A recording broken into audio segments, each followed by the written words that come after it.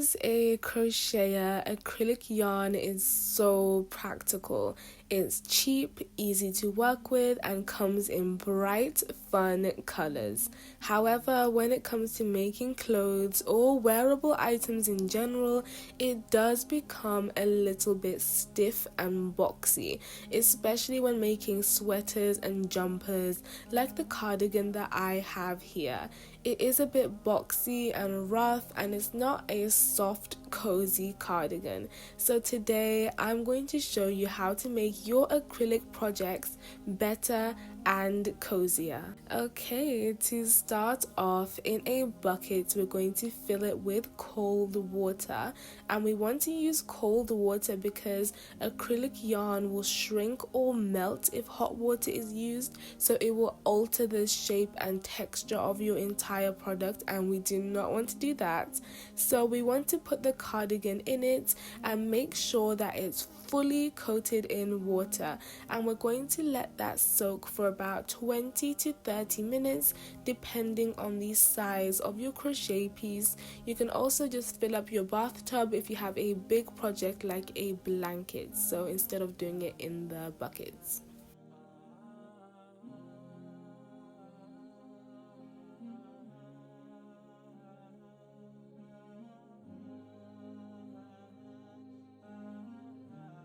After that, we're going to drain the excess water and add some conditioner and soap.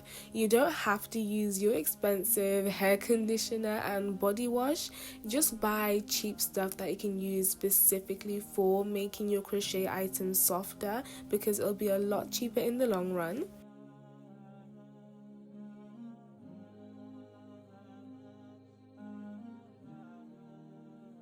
Now we have to really work it into the crochet piece, making sure that you get into every single fiber, all the hard to reach areas, and make sure you kind of scrub it together almost like you're hand washing it. We want to get this really coated, and it's mostly the conditioner that's going to help make your yarn a lot softer.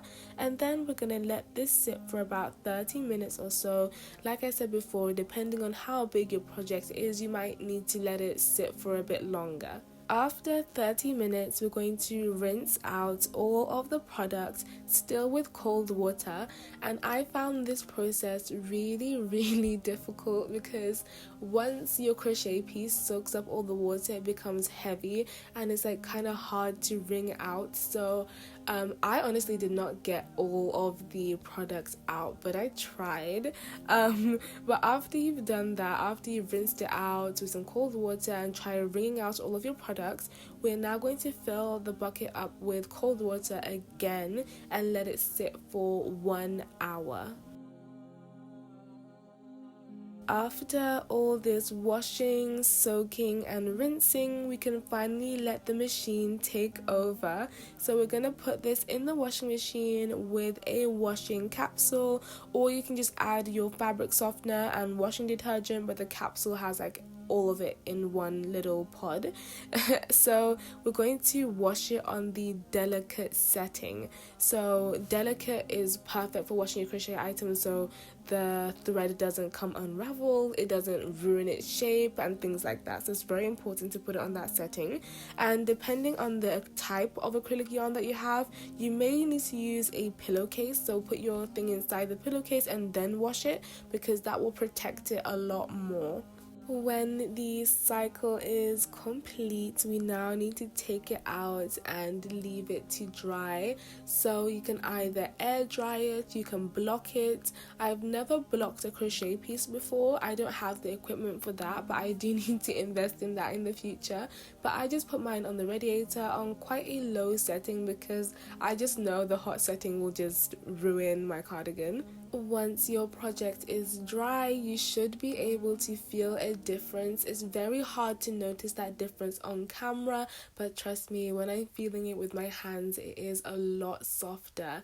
And depending on how rough your project is, you might not necessarily have to do the whole process. You could just skip to the washing machine process. It really depends on you. You can try different things and see what works for you, but this method is really good. I might have to do this with all of the things that I've crocheted in the past so I can make them a little bit more wearable.